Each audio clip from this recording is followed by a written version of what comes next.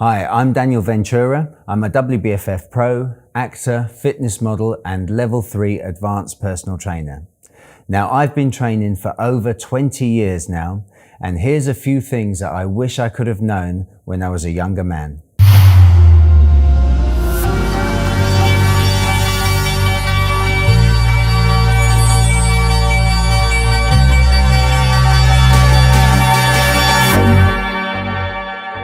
I first started training in the gym when I was 18 years old. And typically, like most guys, all I was interested in was a six-pack, a big chest and big arms. And what did I do? I knew pretty much nothing, so I used to copy the biggest and best looking guy in the gym and just follow their lead. Looking back now, I wish that I knew that every muscle in the body is important.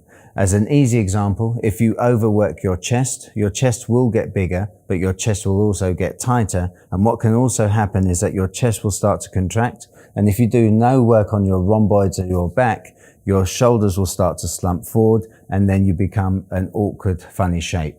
So it's very, very important to exercise every single muscle in the body and don't concentrate on one particular body part. So if I could have told myself a few years ago, Dan, if you train your rhomboids, your chest will get bigger, I'd have been much better off back then. So this is why whenever I get a new client, I plan their workouts, whether it be chest and bicep, back and triceps, abs, legs, but give them a format and a structure to follow to ensure that at the end of the month, they can see a physical difference. Another thing I wish I'd have known as a younger man is macros and a perfect macro split and how to eat food properly. Of course, protein, fat and carbohydrate are three separate macros. They do different things to the body. And as a younger man, your body has got such high amounts of testosterone and human growth hormone. You could literally eat a dirty burger and your body will take the best parts of that dirty burger and help you build muscle. But if I'd have had a structured food plan with calories calculated, macros calculated perfectly, 100% my body would have been about 10 times better if I'd have given it the right fuel. So this is something when I get a new client, I make sure that they understand the concept of macros and macro ratios and also how many calories that they're taking in and how many calories they're burning to ensure that they get the results that they want. One thing when I was younger, I did have a lot more energy because when you're younger, you tend to do have a lot more energy. You've got a lot more hormones running around your body. So of course your stamina is far greater.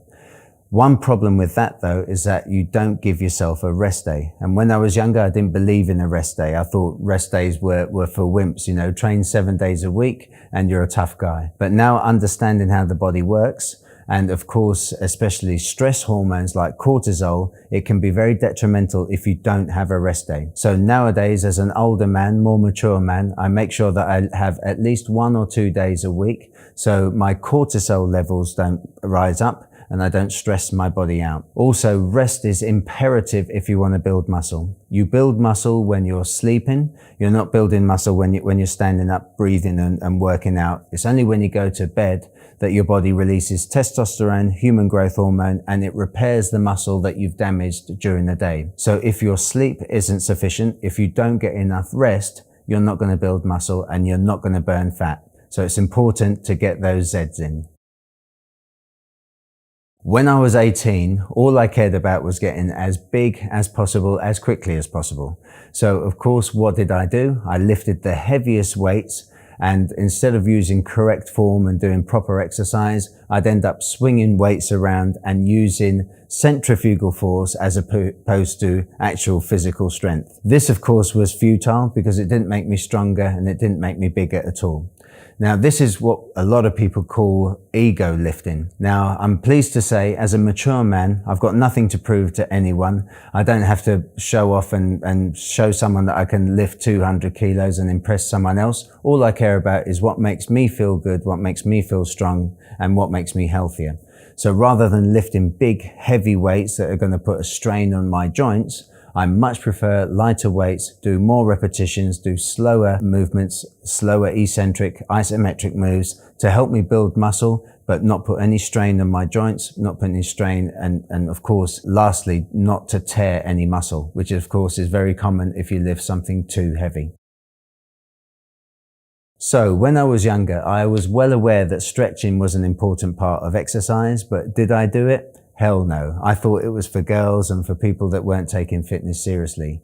Now, as an older man, I've studied stretching and the importance of stretching and fully understand why it is such an imperative part to a training regime. To give you an example of one of my clients that I trained recently, when he was younger, he did a lot of ego lifting, as did I when I was very young, and predominantly his biceps. He wanted to get bigger biceps. Now, if you look at the biceps, when you do a curl, obviously it's very evident that when you do a contraction, you're squashing that muscle and you're shortening the muscle in its length. So the muscle fibers are being pushed to one side. So you will create, with enough resistance and enough force, micro tears in those muscle fibers. Now, when you go to sleep at night, those muscle fibers fuse back together and you get a thin layer of scar tissue in between those fibers. But what happens if you don't do an adequate stretch in the opposite direction?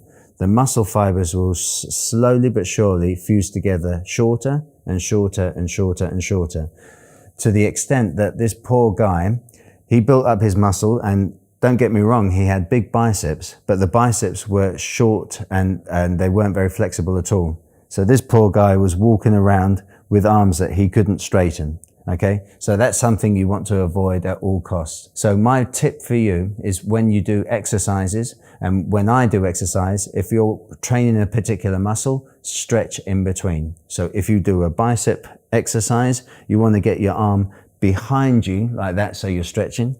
Okay, so if you can put your hands on a windowsill and then lean down, or if you want an easier version, just pull your hands back like that to stretch the muscle. And similarly with chest, you want to get your arms behind you or arm up against the door, legs, quadriceps.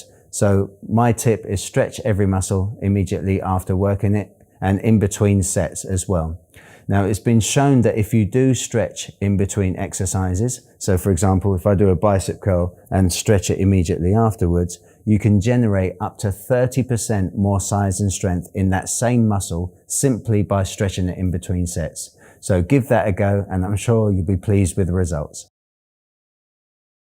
As a young lad, I used to think that supplements were imperative to building muscle and getting the body that you want. But after years of taking supplements that have done absolutely nothing, I've come to the realization that there's a plethora of supplements out there that are absolutely no good. So luckily for me, after years of taking supplements, I've been able to sort the good from the bad and work out for myself what actually makes me feel a physical difference. Now, there are a few supplements that now I take and recommend to all my clients. Super 8 Udo's Choice, which is a probiotic, which helps me keep my digestion working perfectly. I never feel bloated, and of course I have regular occurrences, if you know what I mean. ZMA M3 by Puri, or used to be called Pure Pharma, is something that will elicit a testosterone boost when you're sleeping. That makes me feel great. I can't live without that one. And also Regenerative, which is the shake that I started taking about 6 months earlier this year. This is something that I can see and feel a physical difference. Now, even things like skin, hair and nails, things that I wasn't really bothered by, now that they're improving because of this particular supplement, I'm actually glad that they are. So there's only a few supplements that I would recommend out there. And one thing that I wish I could tell a young Daniel is, don't waste your money on supplements that don't work. So there's one thing that I would have loved to have told a younger version of myself, and that is to change your routine regularly. Now, when I was young, obviously my knowledge on fitness and exercise was very limited. So I knew one range of exercises, and I used to do the same exercises time and time again. Now, of course, what happens to the human body is very clever. If you take prescription drugs, alcohol, drugs, food, even exercise, your body will get used to whatever is thrown at it. And then after a while, it stops to work. So with exercise, if you do something and the same routine for more than 4 weeks, you will reach what's called a plateau, and your body will stop reacting to it, and your body will stop building muscle as a consequence. One way to avoid this is by changing up the routine every 4 weeks. Now, it's been shown in previous studies that 4 weeks is a good sort of time frame to change a plan round, because you're reaching the point just about when you're going to reach a plateau. But just before you enter that stagnant plateau, you give your body a new stimulus, a new set of exercises, and of course you're going to stimulate new muscle growth. And of course, there's nothing to stop you going back to your original workout program to get those same significant gains. So remember, change your plan regularly and don't do it for too long.